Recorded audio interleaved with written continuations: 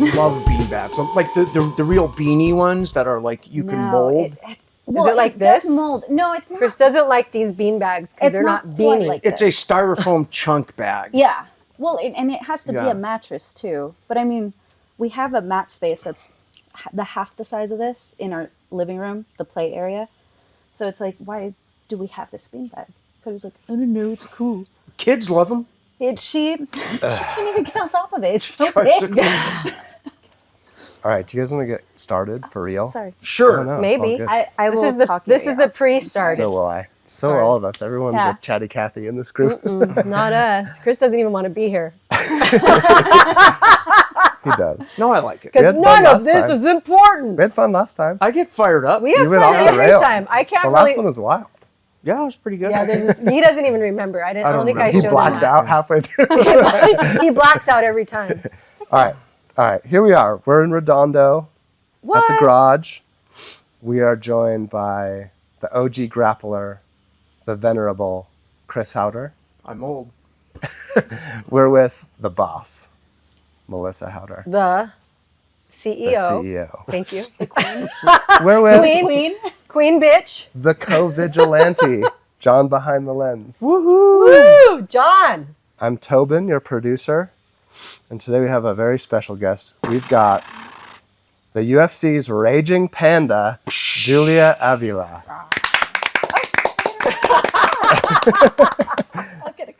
Thank you for being here. This is awesome. Absolutely. This is totally rad. We have a bunch of cool things we want to hear about. We want to hear about motherhood. We want to hear about Outsiders Combat Club. We want to hear about your motivation, which really seems to be in helping other people. Maybe we want to hear a little bit about geology. Yes. Maybe And the earthquake that just happened? And the earthquake that just How happened. many just happened? A whole bunch. There's been a couple, yeah. And maybe we want to hear a little bit about UCSC, something that you and I might share in common. And then and the UFC. Yeah. So why don't we kick it off with the UFC stuff, because that's Absolutely. the big thing. What's going on with the UFC? What are you up to? So I blew out my knee first 5 seconds of my last fight in December of 2023 against Misha Tate. And I tapped because in the third round, not because she had a rear naked choke. It didn't hurt. I can take a beating. I was choking on my mouthpiece. And I know that sounds like a stupid excuse, but that's what happened. I mean, I'm not going to take anything away from her. Like, she had an amazing game plan. I called it. I knew what was happening. But there's only so much I can do with a blown out ACL. So I had surgery. I want to say like a week and a half afterwards.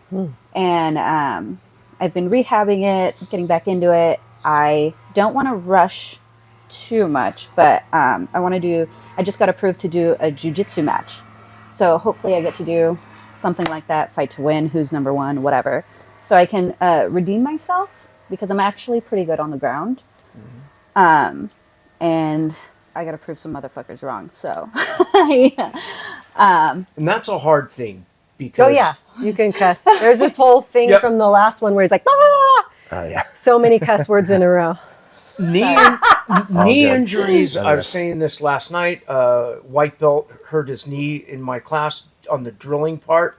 It's like knee injuries are the plague of combat sports. I've hurt my knee just popping up into a base. Like I was plagued with knee injuries in my 30s, like She 9 of them. was. Yep. and women are more susceptible to them. Yes. Just from child rearing and carrying things. And And the hormones And, totally yeah, the change hormones. your body. Yeah. Yep. Because with her, like it was knee injury, pregnancy, comeback. Knee injury, pregnancy, comeback. Knee injury. It was this pattern. The and all last of a one was sudden an ankle break. And that last had one was an nothing to do ankle with break. my Yeah. knees. Your But mic, so that it's more in front of your face. That Like maybe one was pinch your. really bad. ooh, Go like this. Pinch a little bit.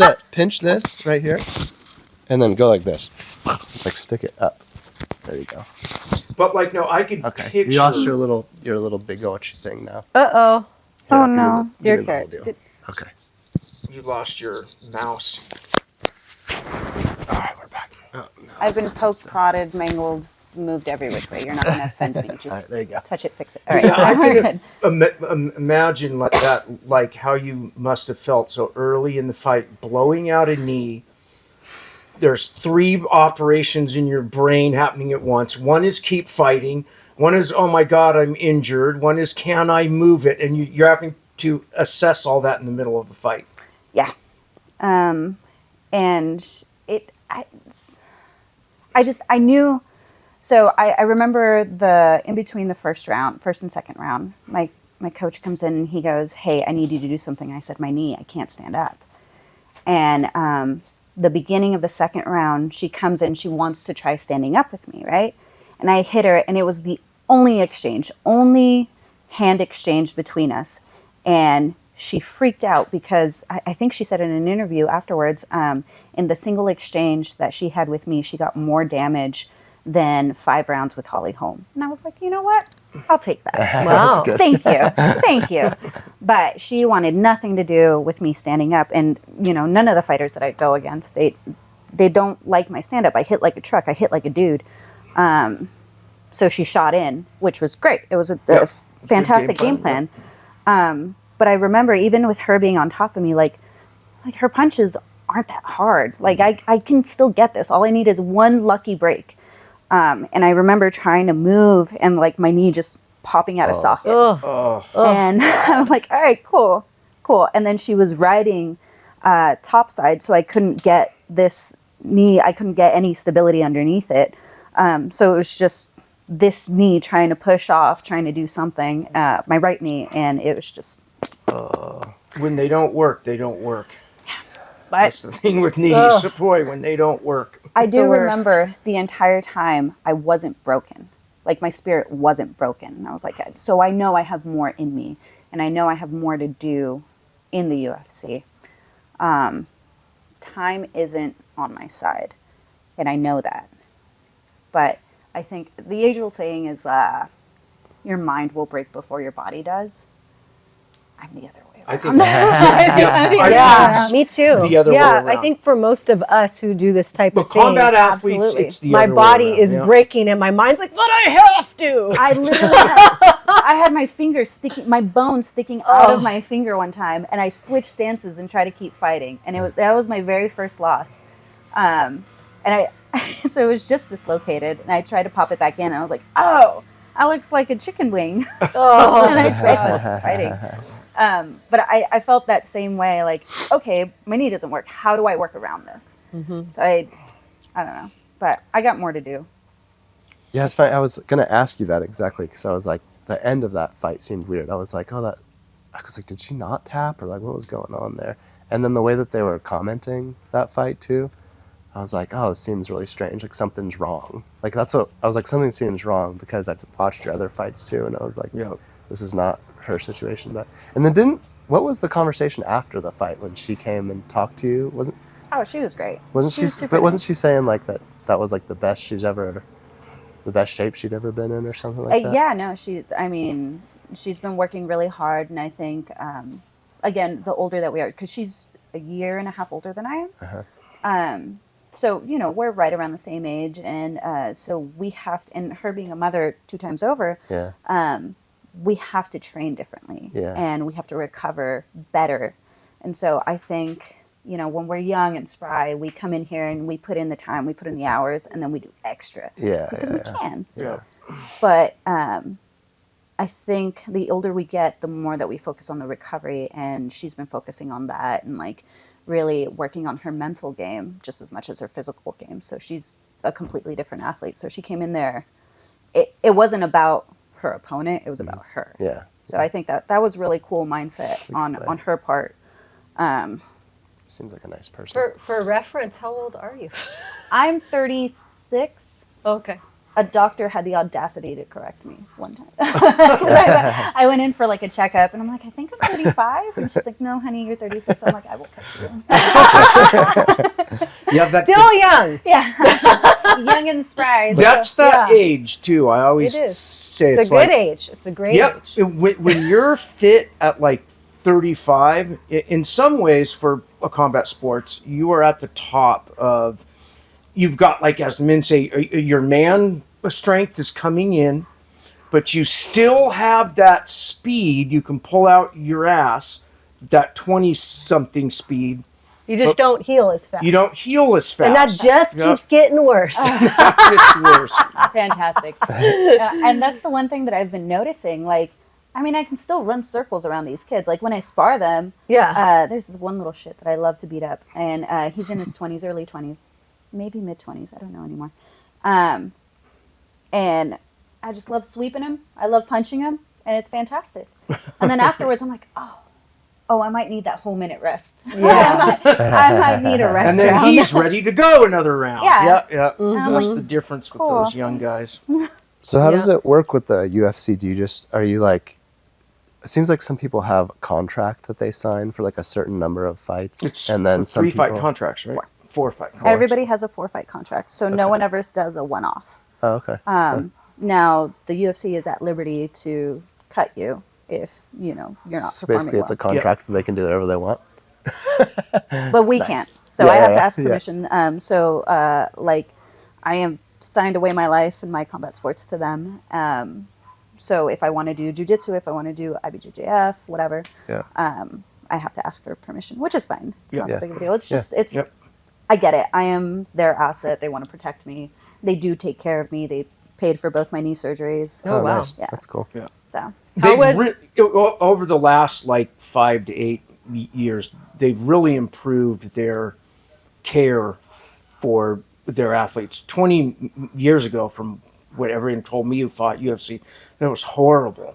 yeah, and I think that they've really gone out of their way to invest in athletes. I mean, if you live in Vegas, you have basically everything paid for you. Yeah. You get meals, you get workouts, you get facilities, recovery, everything. Literally all you have to do. I mean, you can live in your car and be fine. I couldn't, but Not for the kid. How many more fights do you have on your contract? I have one more fight in my contract.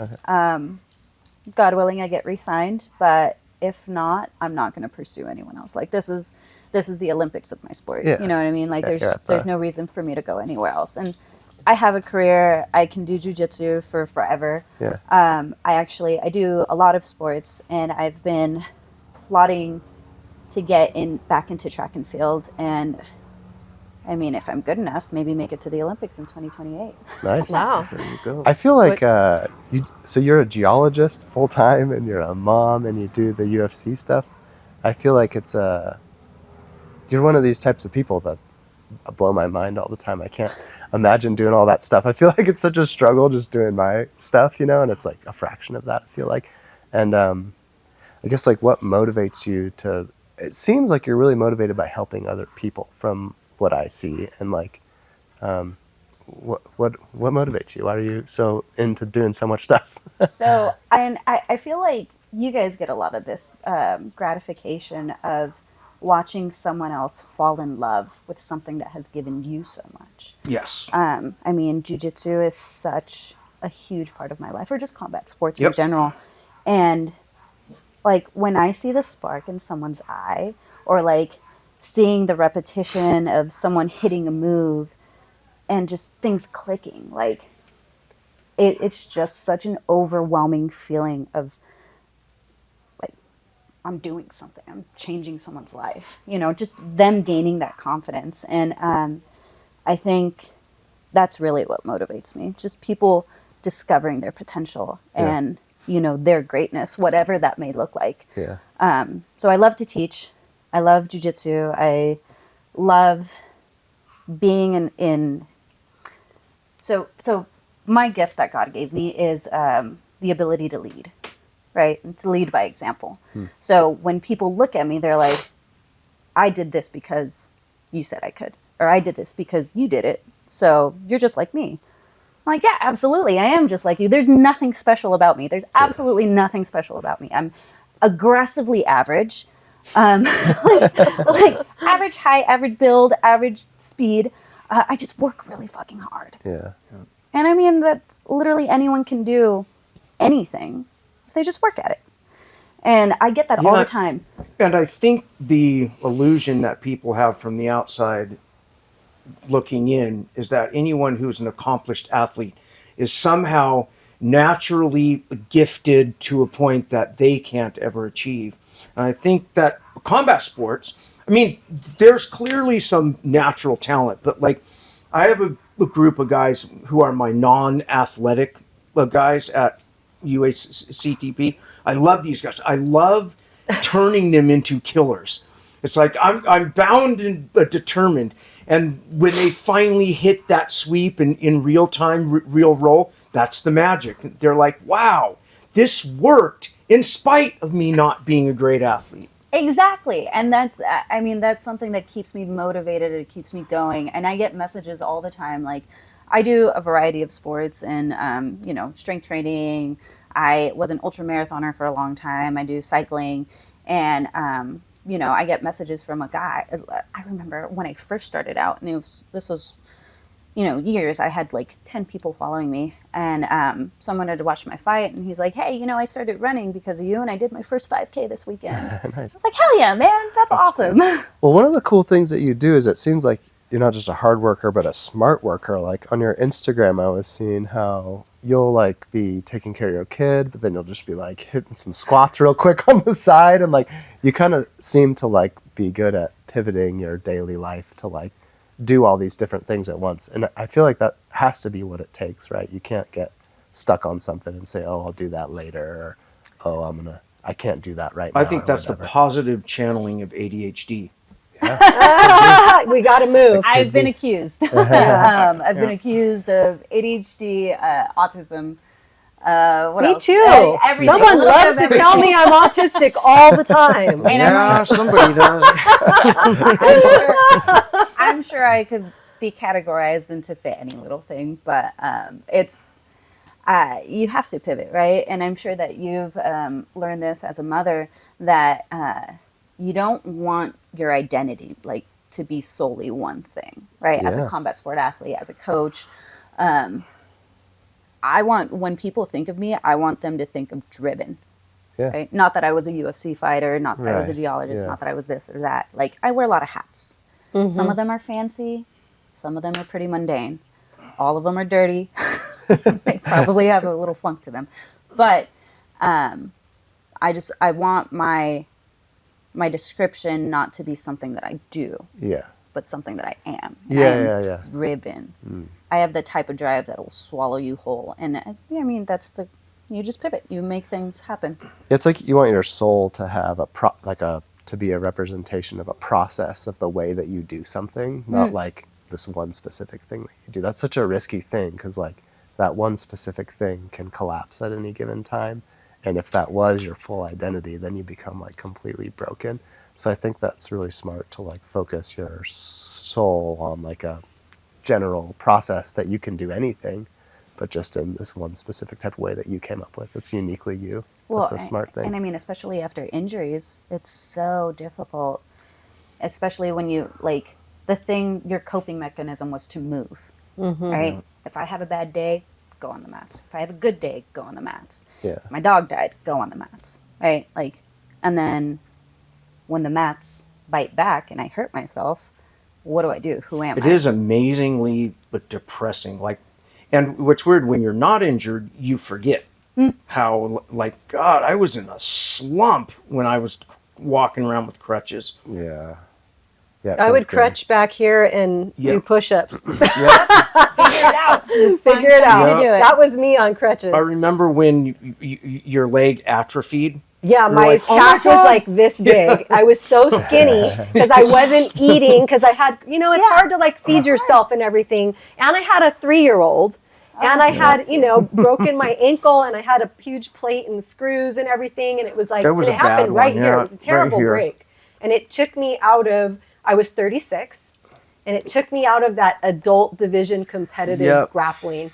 And I went back and did masters later, like after I had Andy, because then we decided to have Andy. Yeah. And it's Might just, as well, right? You're like, I'm bedridden anyway. but it was like the That's top why I got of, it was the top of the world right there. Yeah. That point for me was like that, 35, 36 range. And That was your could have been the world champion, but snap. I just had like a little breakdown with Cody, my husband, the other day, and I'm like, I know I'm top 15 in the world. I know my potential. I know that a couple years ago I could have been top 5. Right now, maybe I could break into the top 10, but it's going to be a struggle, and it's going to cost a lot of time with my family. Right. And I don't know if I'm willing to trade that. So, I mean, I have more fight in me, but I'm being realistic, and I don't know that I can break top 5, but I know I can be top 10. I know my potential, and I know what I'm capable of, and what my body's capable of, what my mind's capable of. Mm-hmm. But Who's You know, the? Oh, and in the combat sports, like the ones where you're hitting each other, that metaphorically has I think a deeper hold on your spirit. Like the grappling sports, I love them because they're truly more gentle, you know, because They I are. don't like being hit. As I aged, I stopped I still like hitting. I just don't like yeah. being hit anymore. But even hitting, we were like talking about how it starts to hurt our elbows Yeah. and all these things. Can't Just even holding mitts hurts mitts. my elbows. Yep. And Ow. now we get vertigo really easily Yeah. and brain just started hitting damage. the vertigo. It's easily though, like by rolling on the mat. Oh, yeah. And it's like, whoa. I'm okay. a 3 forward roll max type of person. Like, I don't rebo. No. I'll just plank and you figure it out. Yep. Yeah. We But get that smarter. didn't hit though, me as till we I age. was Yeah. like in my 40s. We do get smart. Ugh. Yep. Oh, that's so funny. I love that. so are you coaching a lot now? Because you I've opened always your been own coaching. gym, right? Mm-hmm. And It's a great club, the Outsiders Yeah. Combat Club. Yep. it Chris seems is awesome. going there soon. Yes. And in they're September. outsiders because they were cast out. Yes. And I Do you got want kicked to talk out. about that, or Yeah, absolutely. what happened there? So I was prepping for my fight against Yulia Stoliarenko in 2020. And I was rolling with my coach at the time. And there was a group of guys next to us. And so he goes, I was bottom side half guard. He goes to post and protect us. And he hurt himself, tweaked his knee somehow. And I was like, are you okay? And he's like, yeah, keep going. I'm like, nah, I'm not going to do that. And he's limping. He throws a fit. He makes everyone stop, starts throwing a tantrum, gives a speech. And I'm like, are we okay? And he's like, no, you're fine. These injuries happen. I'm going to make a speech. Makes a speech. I actually had a podcast interview that I had to do on the phone. So I step outside. We're okay, seemingly. Time goes on. He starts developing some sort of story in his head about what happened. And, I'm just trying to keep my distance, keep the peace. I'm trying to get my head straight for the fight. We go to the fight. It's me, my husband, my other coach, who's one of my best friends, and another friend of mine, a teammate. My head coach at the time couldn't make it because he hurt his knee. Okay, that's fine. That makes sense. Yulia passes out on the scales, right? So fight's a no-go. So they fly us back.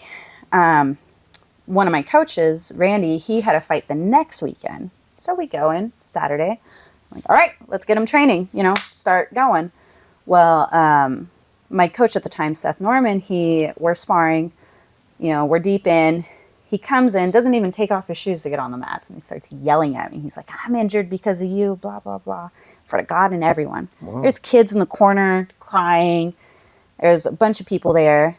And I'm like, whoa. Let's step outside. Let's talk about this. Keeps yelling at me, and I'm not the one. So I start yelling back at him, right? And finally, Cody realizes what's happening.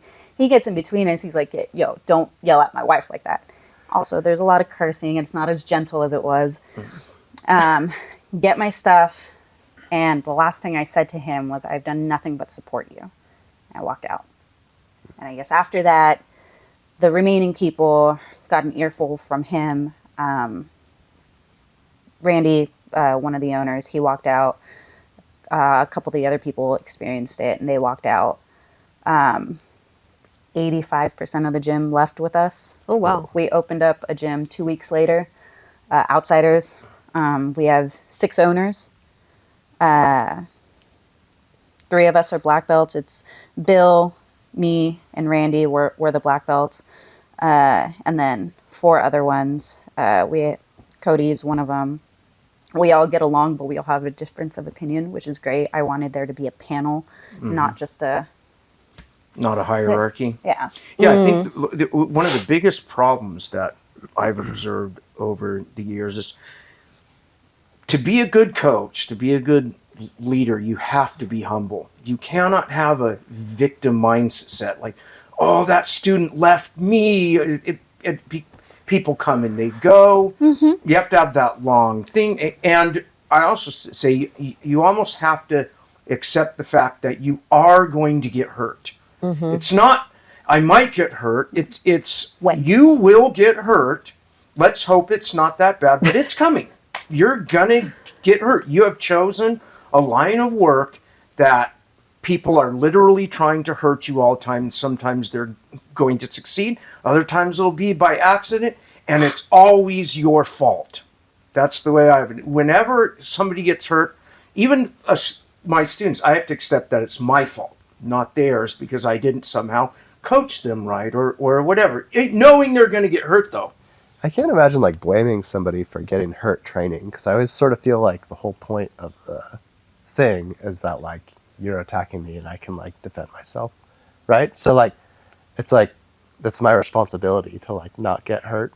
But there is maliciousness that does happen. But you still There's training smart, so Yeah. you decrease the probability of getting injured if you have a smart methodology to your training, and that by a certain point in your training you should achieve that ability to gauge where you're at with different people, I think. But don't you kind of feel like part of your game should be like a protective component where you like feel like you can deal with someone being malicious, because that's like the whole point of the whole thing. If all my weight's based in my foot and they kick my ankle as hard as they can and my bone snaps in half, it's like, what the fuck? Absolutely.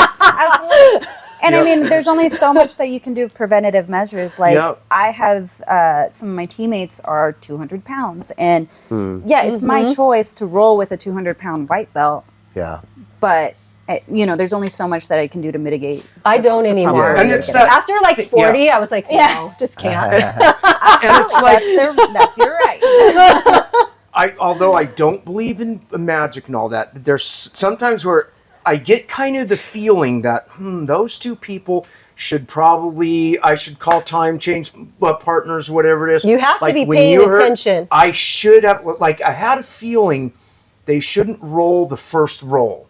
It should be later when everyone's kind of smoothed out. But was that my first roll that day? No, I think I had already rolled a few. Maybe it was I'm pretty sure I'd already rolled with Hillary, who, like Hillary, is like way bigger than me and really strong, but she's able to train nicely. You know what I mean? Like, what I'm saying though is that my foot. I feel like every time that I've like ever been hurt, I'm always like, oh, that was my fault. Like I should have not. I should have not whatever shown I up did. that day. I never go like, oh, that person. But then like, I always try to be nice training too and not hurt other people, right? Well, I mean, how often have you been rolling with I'll call them a spastic, usually blue belt area, where you have literally moved and sacrificed your game in order to not hurt them? Yep. It's like this guy's going to hurt his knee, and he keeps okay, I'm going to let him move out of the way. And when that kind of personality doesn't realize that, eventually they end up getting hurt or hurting. Yeah. Or they don't like to tap, and we realize that they don't like to tap, but we don't break their arm. Yeah. You're a better person than me because I'll take it there.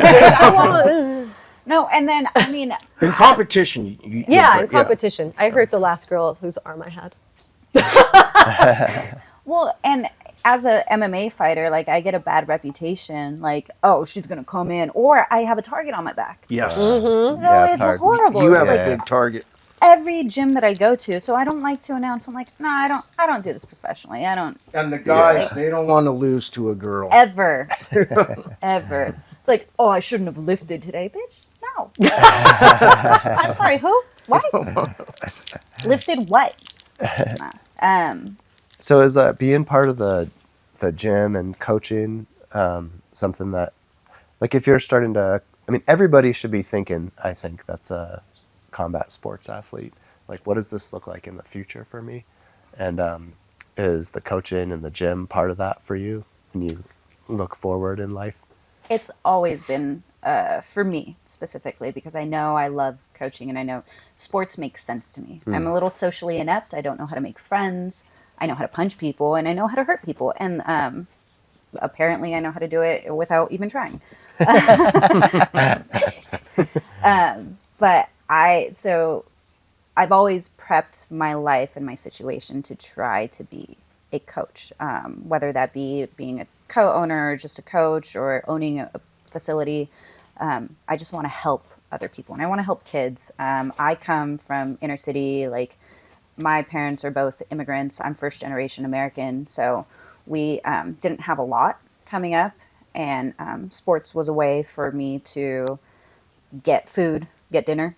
It was a way for me to get help, to get scholarships, to get by, to keep out of, things that could be. I had every reason to be a bad kid, and I wasn't.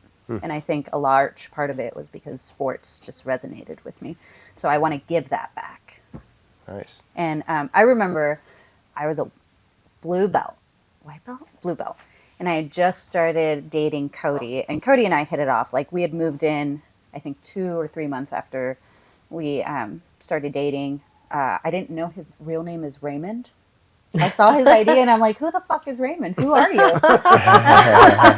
But we had driven down to San Diego to a Krav Maga school to buy mats. We had no place to put them. We had absolutely no reason to have them. It was a deal and you had to get them. Yep, we had to get them. Yep, I and get we that. had just been accruing things over the years just like that. And we moved them from San Diego to Bakersfield, where we were living at the time, and then from Bakersfield to Oklahoma. And then we had them in Oklahoma for a long time, and we finally got rid of them because we got the rollout mats from Hillary and Nelson from Inverted Gear.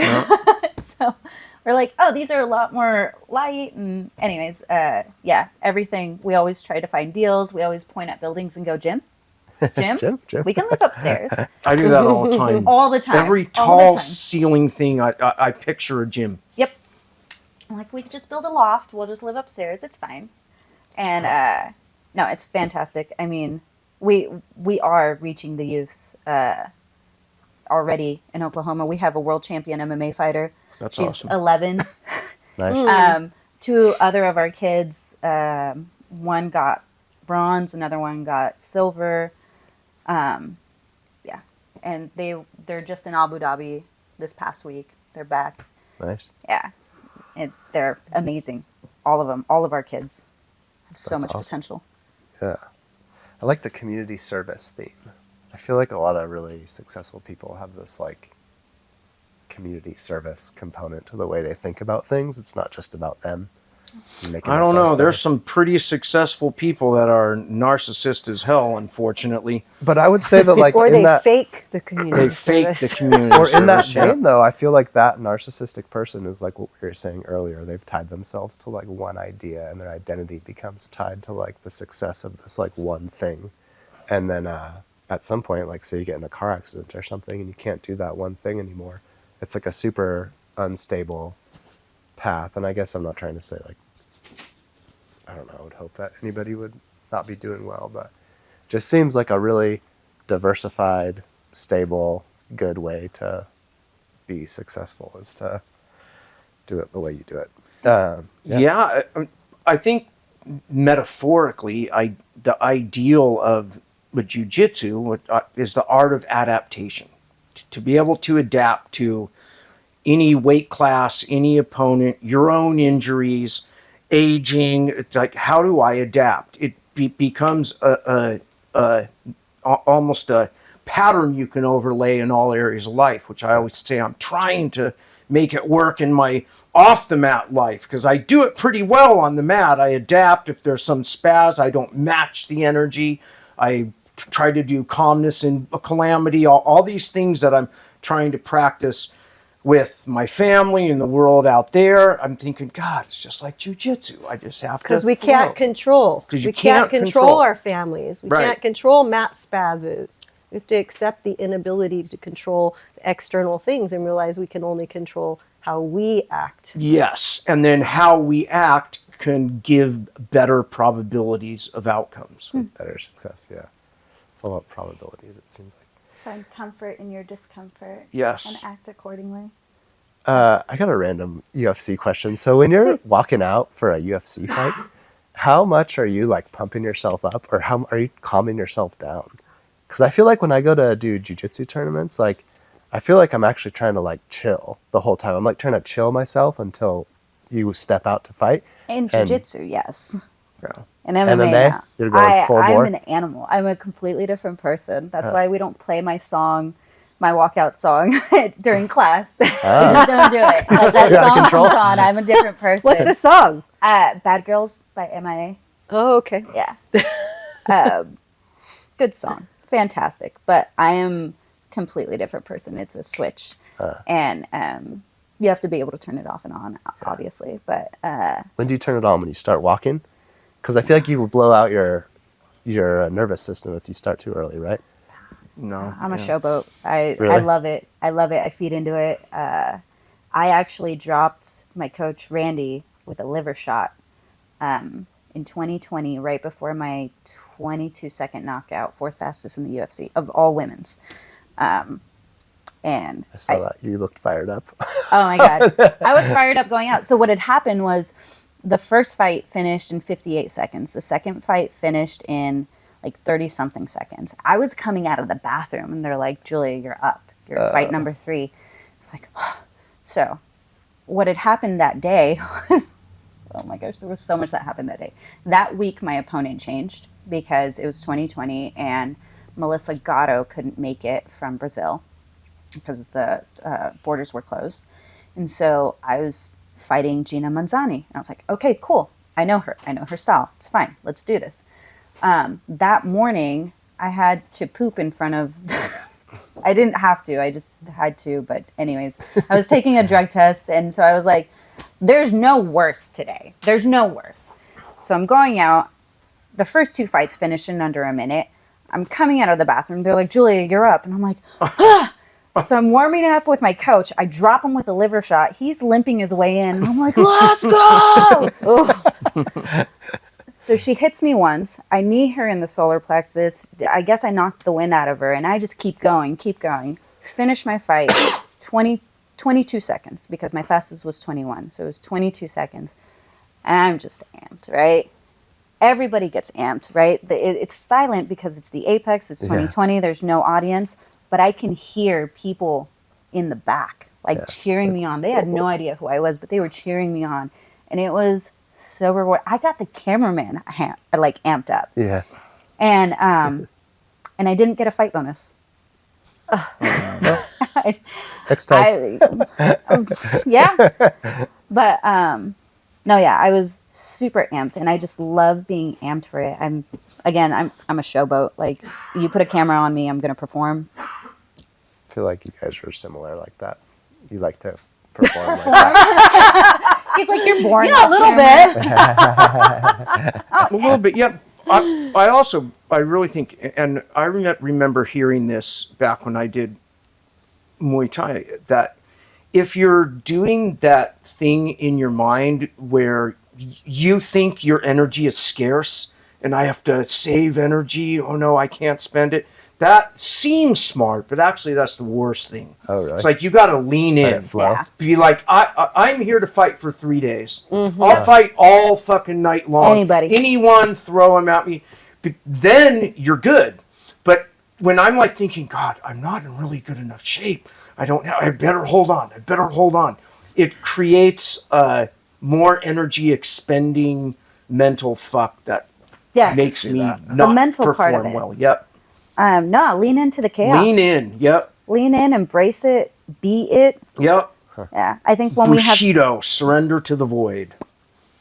Yeah, I've definitely been in a jiu-jitsu tournament, fought like 4 matches, and then been so wiped out, and then like being like, do I have to do it again? And they're like, yes, and then just getting smoked at that point because I was like done. You But know? meanwhile, when you train here, you can do 10 rounds, no problem. Easy. Yeah. Right? Yeah, Like, what's yeah. the difference? Yeah. It's the mental part, right? Totally. Lean Yeah, into yeah. it. Yep. Lean into it. Yeah. Be the chaos.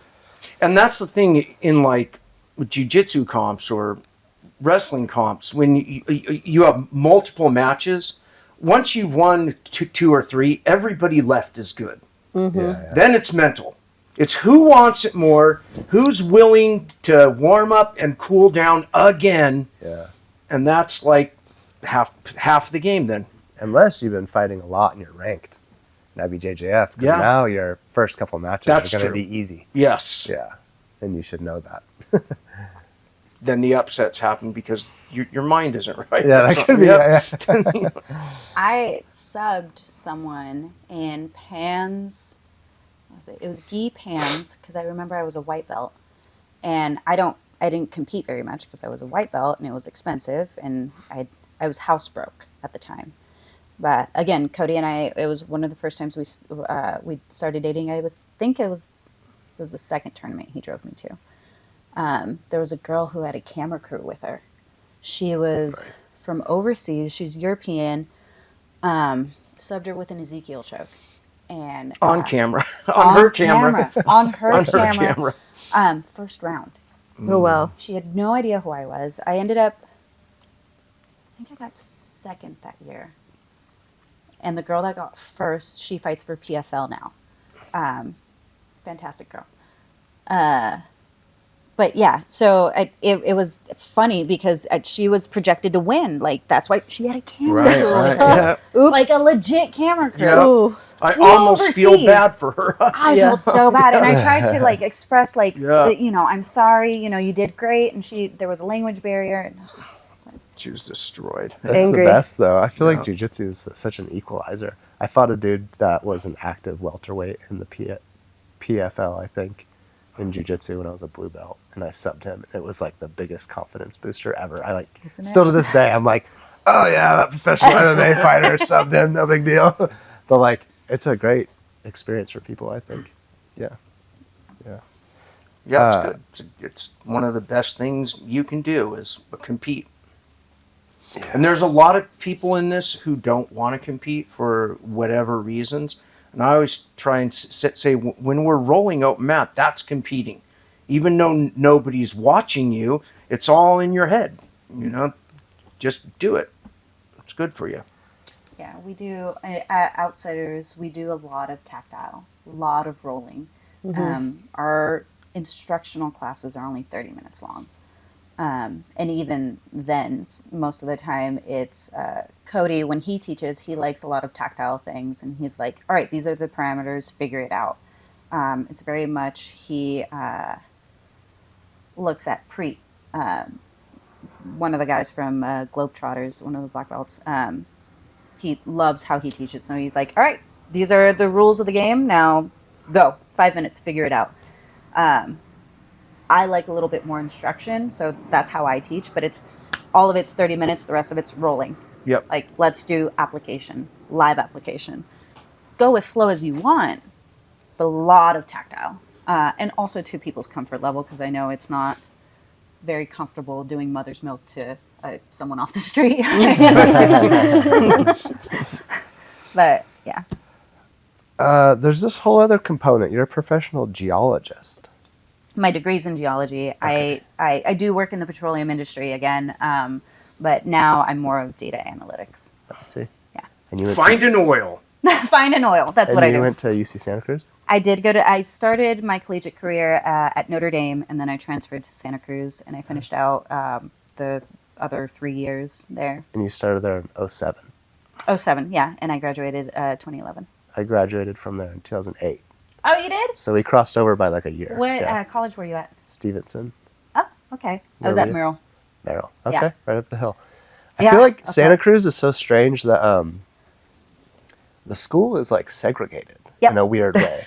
It's this super liberal place, right? Right. But It's they known have as Chris's those. separate sister went Yep. there. colleges. She had a Yep. dance degree from Yep. Santa Cruz. One of my sisters went to Santa Cruz, one to Princeton, while I was smoking pot and getting in trouble. Good for you. Yeah. And Chris's Princeton sister married a Notre Dame professor. Yes. Well, he wasn't always at Notre Dame, but he is a professor at Notre Yep. Nice. He's a professor. He's a dean now. Yeah. Dame. Ah. Yeah. So you see Santa Cruz as this university. It's set up into separate colleges. And then like the first and second year students live in the dorms usually in those colleges. And they have them all segregated. And I don't it must By major or by? by race and By race? ethnicity. What? It's No, like- stop. I You're swear, I kidding. shit No. you not.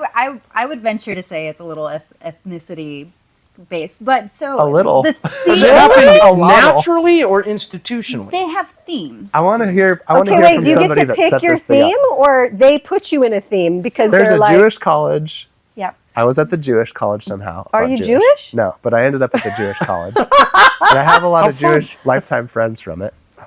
I And have then, my buddy was the president of the Jewish fraternity. oh really? Yeah, he was like my field partner. That's hilarious. Yeah, he was fantastic. Then there's Jake Cremars. there's an Asian one, and there's a black one. stop. And I was at the Mexican one. And you're at the Mexican one. Yeah. Hispanic one. We were at the top of the hill. Wow. Oh, Isn't that crazy? that's Yeah, so that's weird. really weird. That's the weirdest thing I've ever heard in my life. The black one. I wonder where Pam was. Is there a white one? I'm sure Is the there one a of them white is. I think that's the one my Whitish. wife. Whitish. No There wonder is Pam literally has identity crisis. Yeah. One of the schools, all of the black people at UC Santa Cruz are at one college. Huh. Oaks, right? Did you know anybody that was black that It's wasn't at still Oaks? like that? So Was I there when only we lived lived on there? campus for like a semester, and then I moved off campus because I came in transferring. So the transfer apartments were in Merrill College, anyways. I see. But yeah, I don't know. I went to school and then I left. Again, I'm socially inept. I don't know how to make friends. I understand. I don't mean Chris to be will like, tell you. Yeah. I don't mean to be racial, but it was just a weird part of the. In my experience there, was I was like, this It seems was strange. very interesting. Yeah, That's super weird. That's super weird. but what yeah. a great place to go to school, right? Did you have a good experience? I had a- Beautiful. yeah. Yeah, It was insane. The beautiful. area is awesome. I worked a lot. I worked at a gym, which was my introduction to martial arts, really. And I Where- worked at the NOAA facility there, What? Oh, that's cool. The one down by the coast. off there? the coast. Yeah, with the whale. Yeah, nice. Yeah. That's Yeah, awesome. I bred coho. Did you know Gary Longo doing genetics over there? Uh-uh. Little Italian guy, looks like Mario. No. Anyway, I would've what remembered gym did you work at? There was a gym at the base of the hill that did a cardio kickboxing and body pump, and it was very like There's some good fun jiu-jitsu cardio in Santa classes. Cruz these I did days. not do any jujitsu until after. There's really good jiu-jitsu there now. My roommate was a Japanese jiu-jitsu black belt, and I kicked myself in the butt. Brian Wells, if you're watching, I kicked myself in the butt for never like following through and joining him. Yeah, there's a Claudio França Yep. is the guy that has. Well, Claudio Franca. He's the Brazilian guy there, and then there's a guy Well, named Garth. Garth Taylor. has his school. I remember when I was a black belt, they had an annual comp up there, and we would drive up there. I had some good wins, and Garth, I watched him as a blue, purple, and brown on his way up as a heavyweight. Just being that dude's going to be a world champion one day. Yeah, I've trained at Garth's a couple times. Yeah, he's Super a cool beast. place. Yeah. So right around that time was when CrossFit was getting really, really big. It's So huge in everyone Santa was Cruz. super into that. It's from Santa Cruz originally. That's yeah. right. And so I personally didn't get into it because I like to keep my weightlifting and my cardio separate. But I got really into distance running. So I did my very first marathon with, what's that big marathon?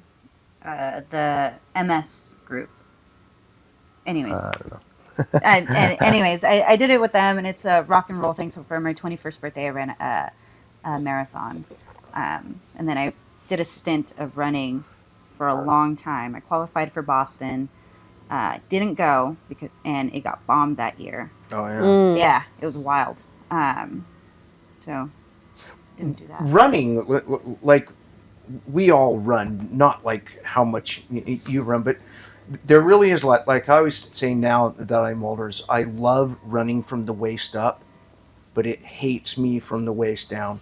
I can hardly walk. The pounding, my knees. But Getting out of these I just chairs need is a new hip. But God, I love that feeling of just running. You're kind of alone in your head, but at the same time, because you're moving, it shuts other parts of your brain off, so it opens up these other pathways. And God, I love running. I miss running. Swimming can kind of be like that too. Yeah. I did some laps in the pool the other day, and it's very It's therapeutic. yeah, therapeutic. Yeah, it is. And even if you have a bad hip, you can still do it. That's fantastic. That's fantastic. Yeah, her hip has been really bad. It's all your fault. It is. All the guys. Do you have other stuff going on? Do you have any projects or anything Yeah. you're excited about? So we shot a movie in 2021. Oh yeah, that movie you The guys Squad. did. Yeah. That was a lot of fun. It's fantastic. It's on Amazon Prime. If anyone wants to order it, please do. But we're going to be shooting the sequel here. I want to say towards September, the end of September, but we'll see. I know the script has been in the works with Rick Walker. He wants to bring me back on, so Nice. that'll be fun. I would love to explore more acting, but I mean, I don't really know that world very much. Chris wants to be an actor too. You guys can I go know. together.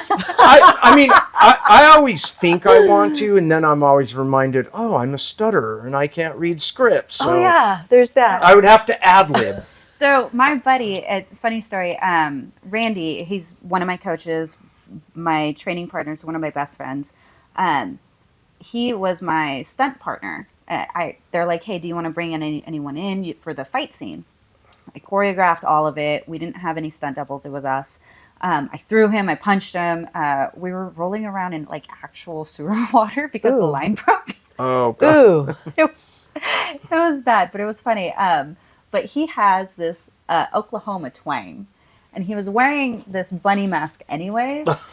So he said the lines, and they had him say it god awful, like I want to say 20 times, and they're like, "No, say it with more. Say it. Be aggressive." And finally, in the final edit, they actually dubbed over his voice. Oh, how funny. But he was in it, and I mean, it's a cool thing that he gets to tell his kids. He's like, "Hey, Dad was in an action movie." That's awesome. But all that being said, I mean, we can fly you out, and you can be my stunt. Oh, damn. I there can you go. throw You you can't down. throw him though.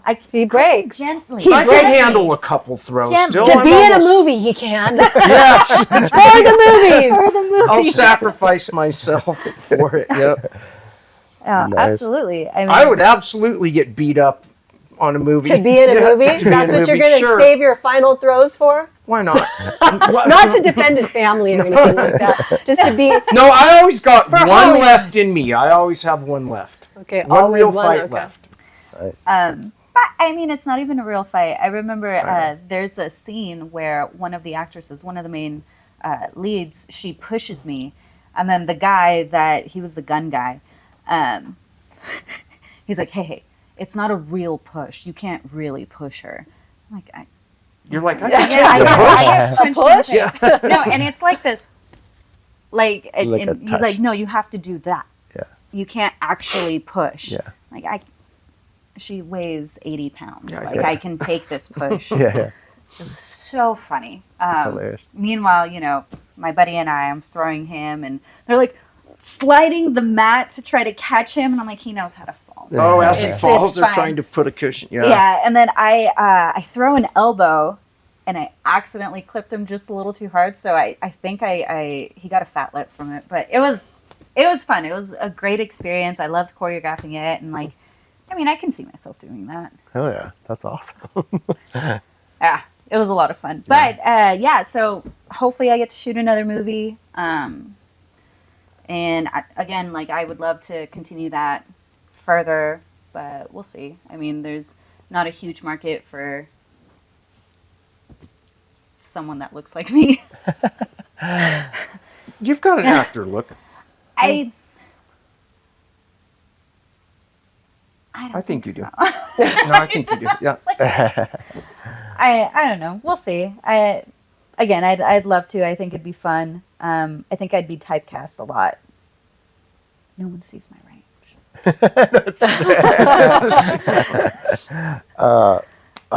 My 6-year-old started judo recently, and Fantastic. yeah, it's pretty awesome. And he went running into the kitchen the other day, and someone had spilled some water in the kitchen. He tried to stop, and his feet just kept going, and his upper body stopped. He went totally horizontal.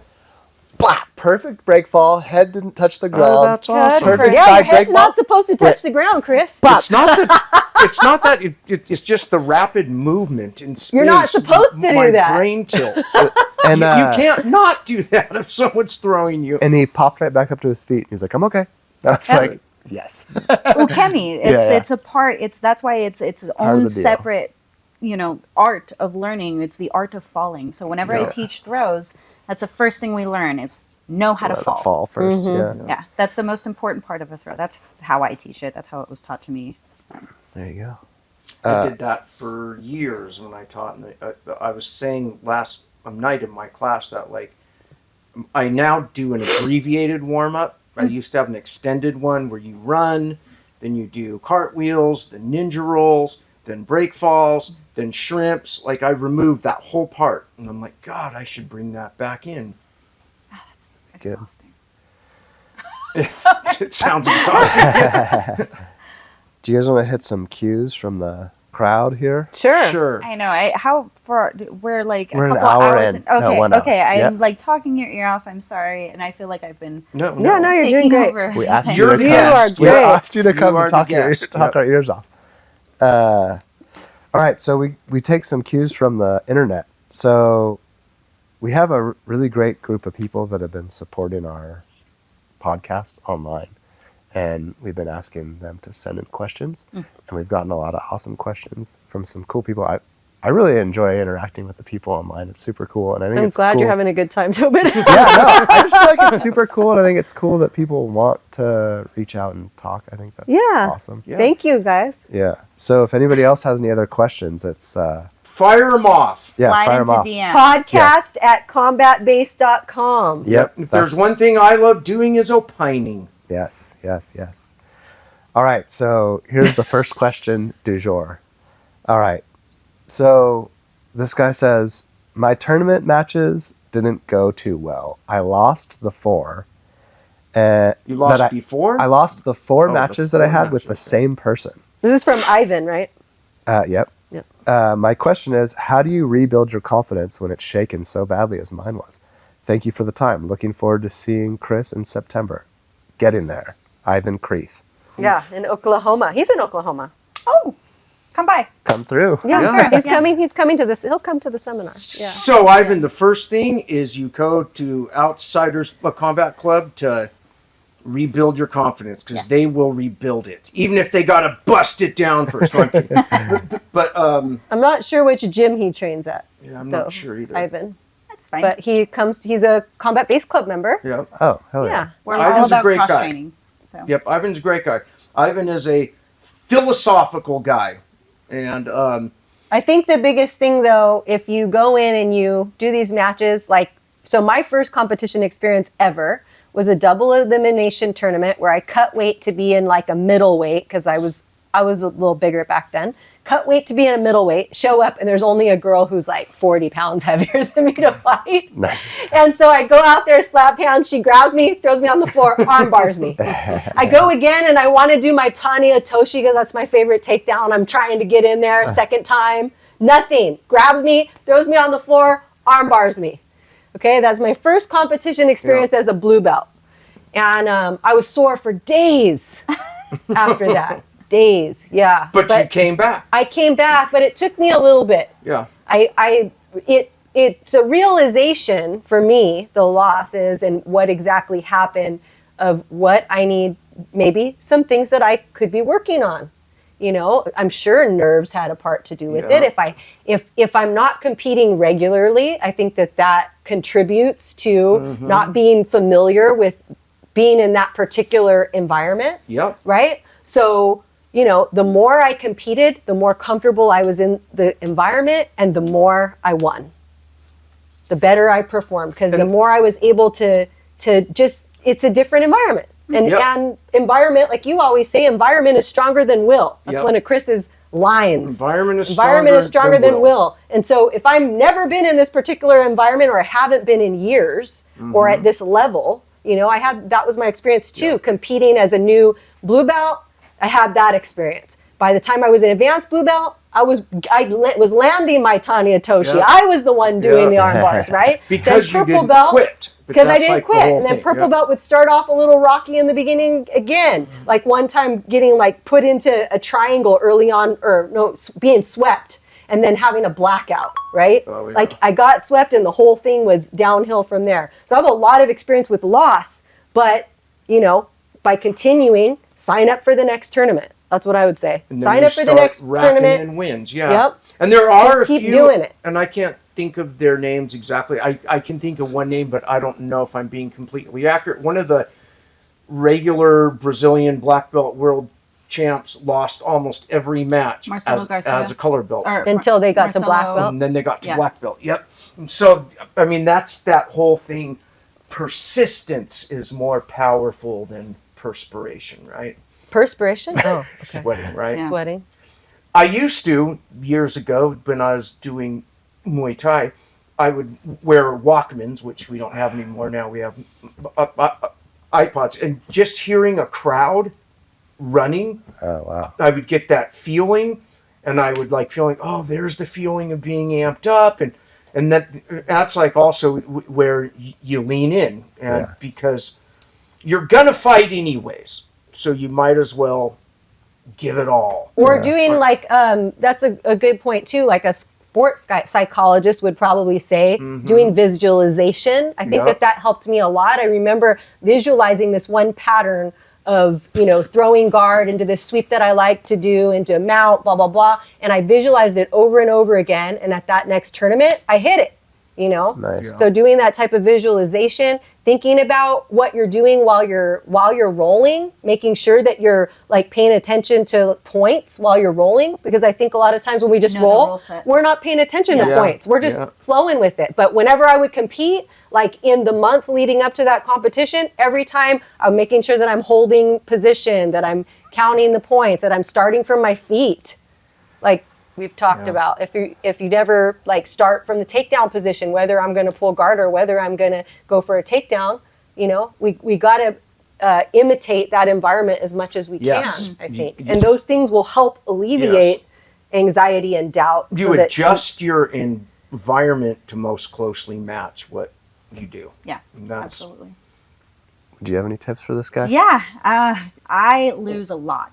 And I practice losing. I put myself in shitty situations while I'm rolling at the gym, and I learned how to get out of them. So what I like to do is I also like to I video all of my sparring matches. I video all of my jiu-jitsu matches, not my rounds, like not just average rolling.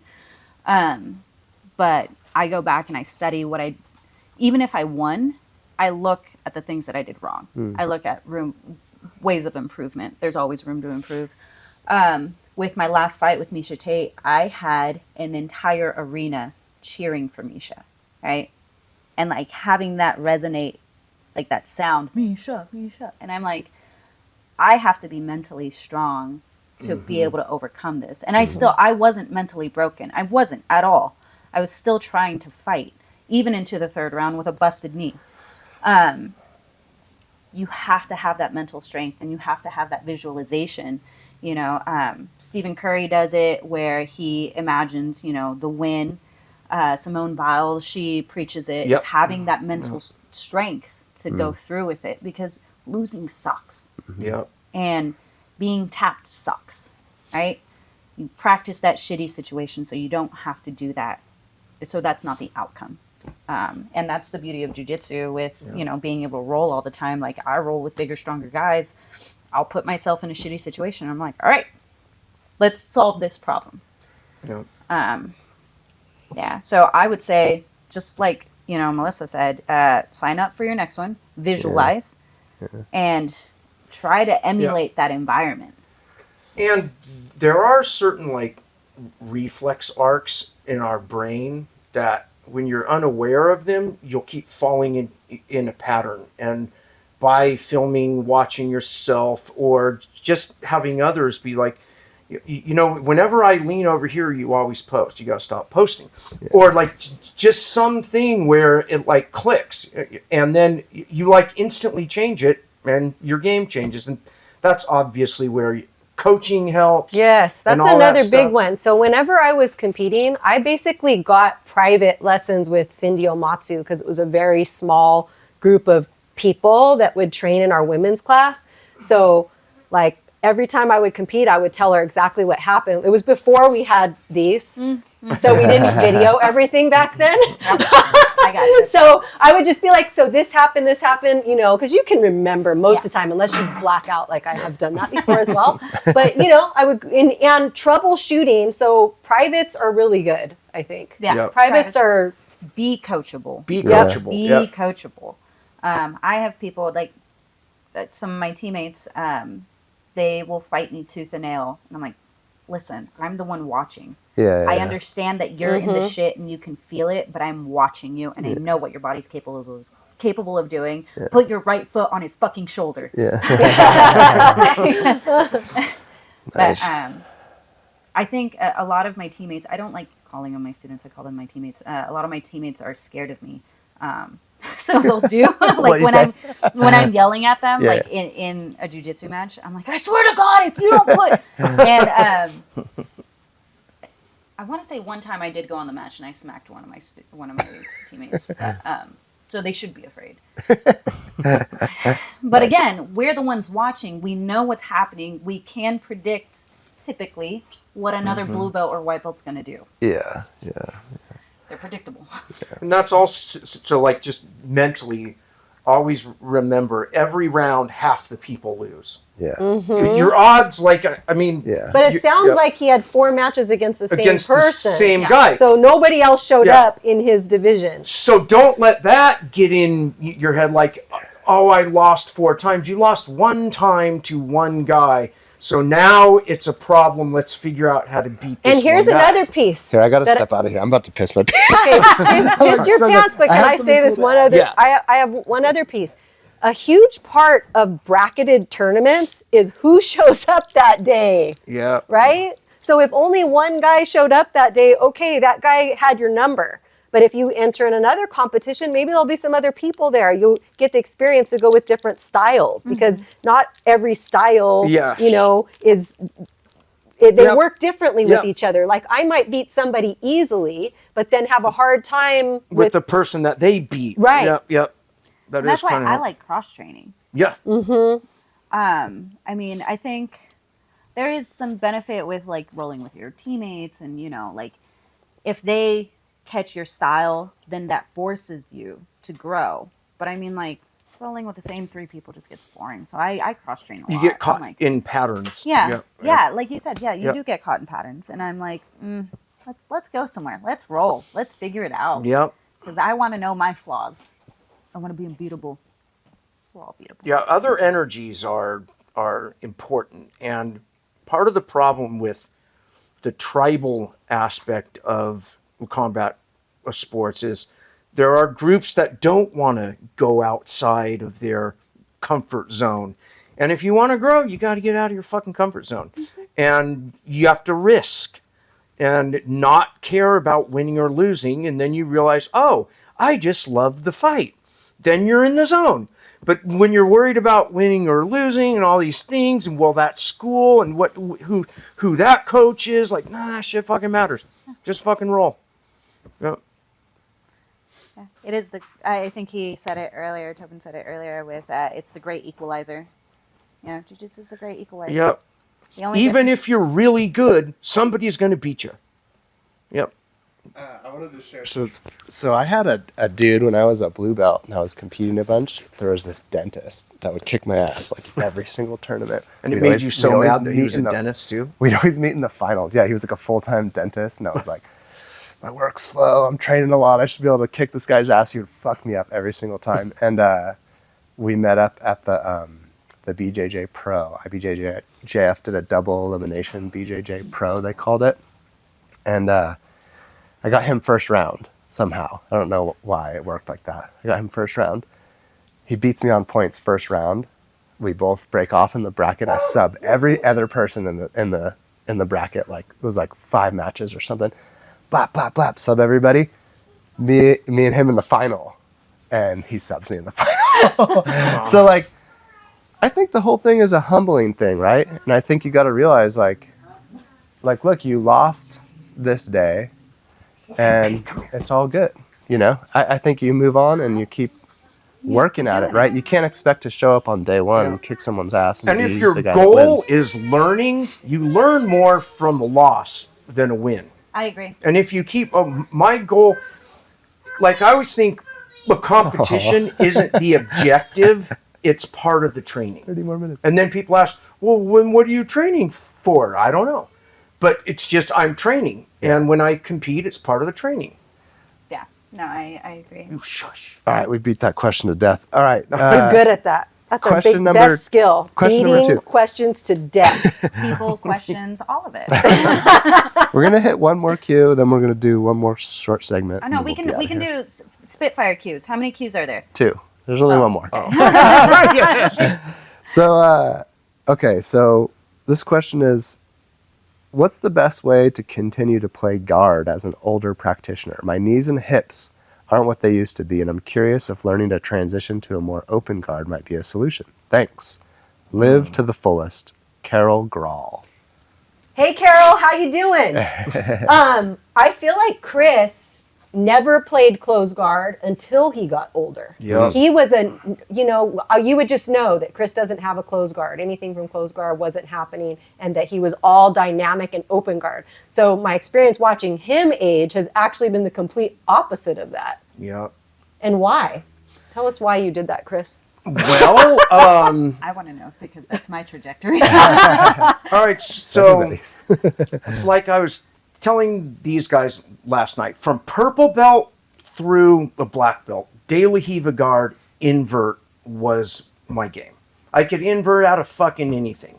Just like they're catching invert, I'm back He to had guard. amazing Invert. guard recovery Yeah. skills when I met him at 38. That was my like key to life. The keys to the kingdom is having an unpassable guard that I'm going to sweep you and come on top. I'm going to mount you. I'm getting your back. And then that started not working as well when my knee injuries and my back, and I couldn't invert the way and neck injuries. And I for a while I went in a slump, and my answer was turtle wrestling.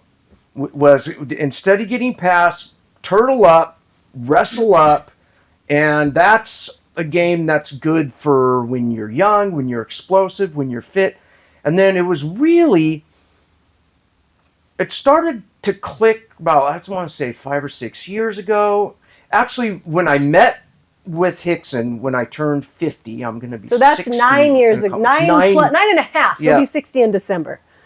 That like Sagittarius? Yeah, Capricorn. Capricorn. He's at the end, 27th, December 27th. And Hickson, of course, had an amazing closed guard. And I realized that was one of my holes, because I wouldn't try to keep the guard closed. I would just open it and play open guard. So I just kind of went on a thing. All right, I'm going to become a guard guy. And now I love my closed guard. I love close, climbing. It's definitely improved. How do we answer Carol's question, though? Because it sounds like her closed guard's hurting her hips and stuff. So Okay, what does she need to do? So I feel like it's absolutely different for everyone. And for me, I feel like I had both as a young person. I had a good You closed did. guard. You I've had always good- had a good closed You had guard. good climbing guard. I've always had a good, not always, but I developed a good open guard, and guard recovery was my thing. Your inversion and I was feel good, like Chris, as my hips have gotten worse, open guard is harder for me to maintain. But I feel like for me, the key really is switching back and forth between the two. I don't play all closed guard. I don't play all open guard. I switch back between the two. And if something starts to hurt while I'm playing open guard, I might try to close it up. Yeah. And if something starts to hurt while I'm playing closed guard, I'm going to open it. And the other thing I can do, because nothing is binary really, I can stand up. Yeah. If they're not holding me down, I'm going to stand the fuck up, right? So I have a multi-dimensional way of working around. I've had legit like 9 knee injuries in my 30s, which have mostly healed, but I need a hip replacement. So I can work around it.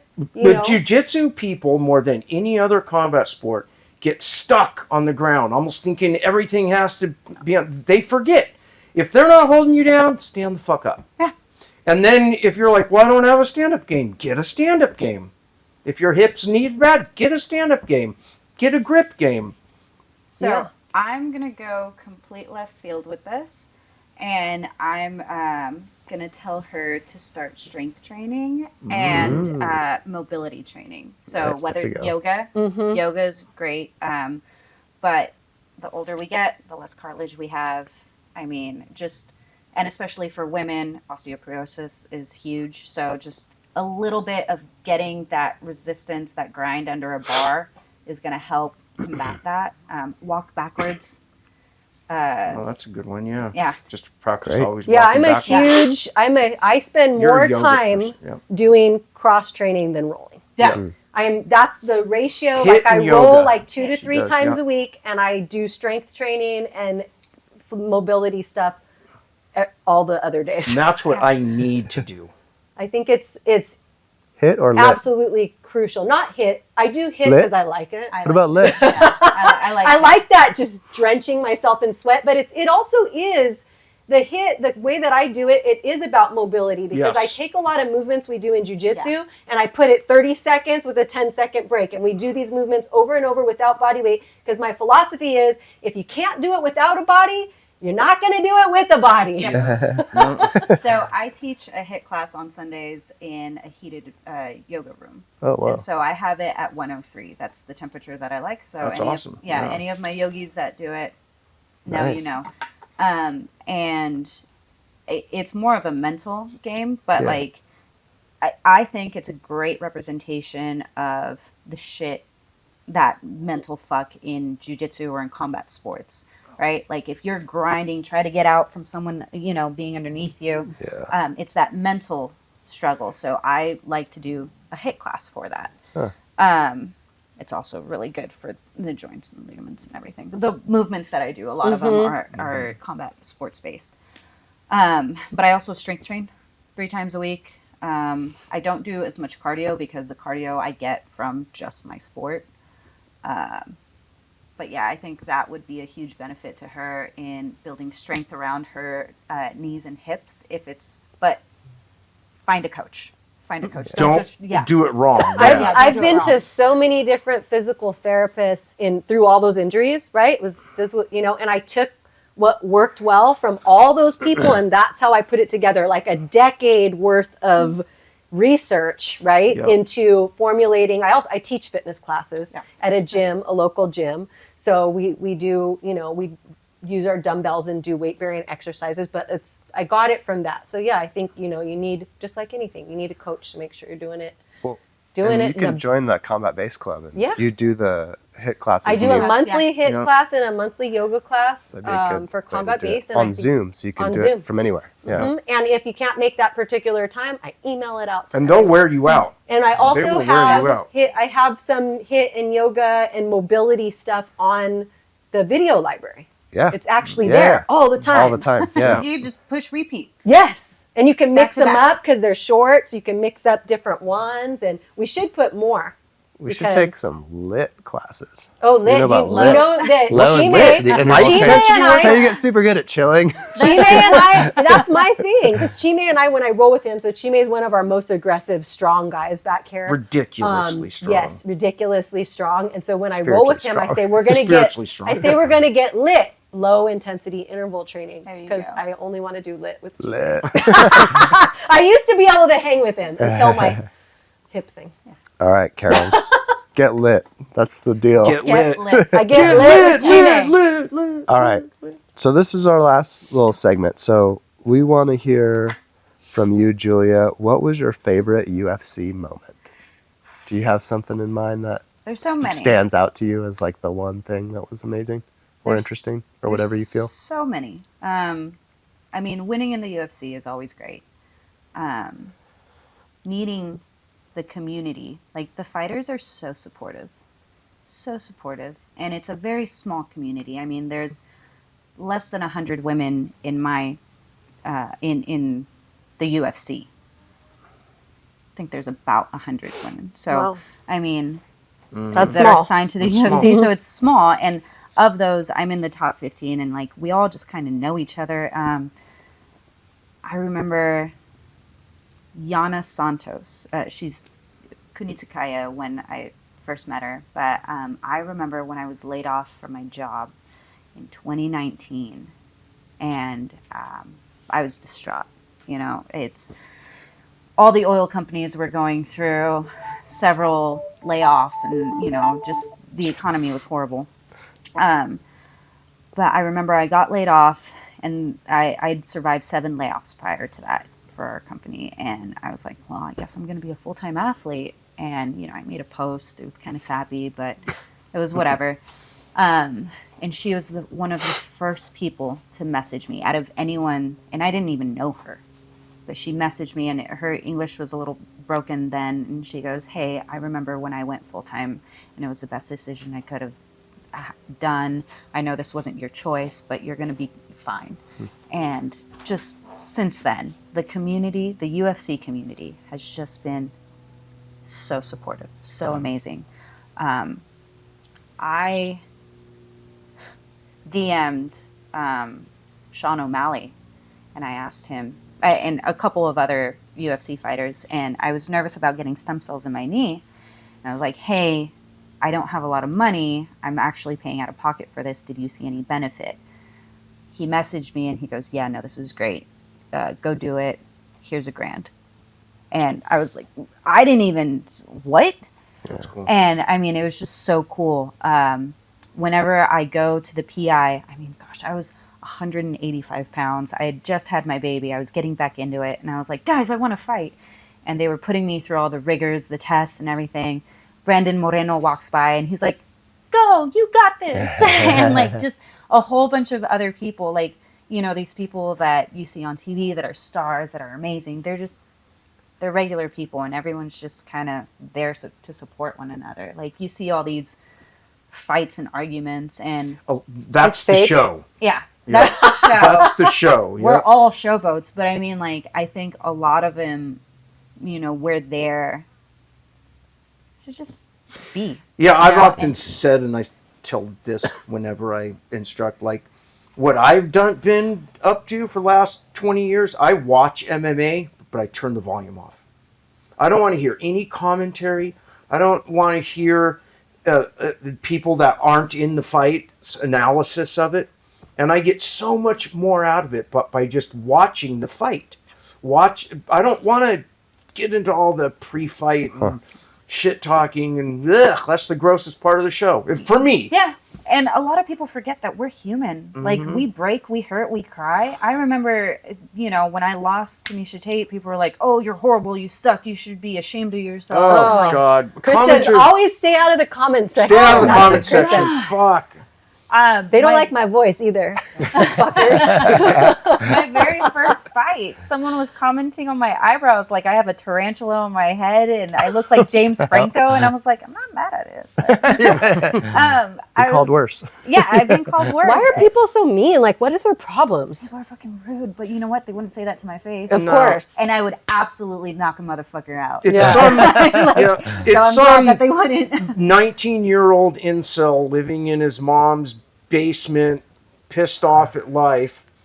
Then he has to make comments, right? But I would say that my favorite part of the UFC was not my 22-second knockout, was not me calling Joe Rogan Joey Baby.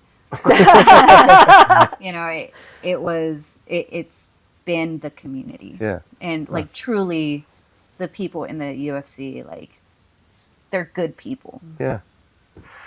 That's interesting, because that's the thing that I noticed about everything else that you do is you like to give to your community, and you're motivated by sharing with other people, and then it's nice to see a scenario where you get that too. Yeah. You know, that's nice.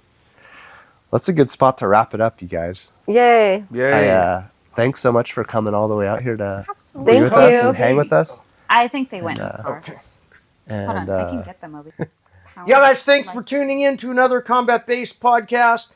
It was awesome. Great having you here, Julia. It's too cool. So, pound, like, and subscribe.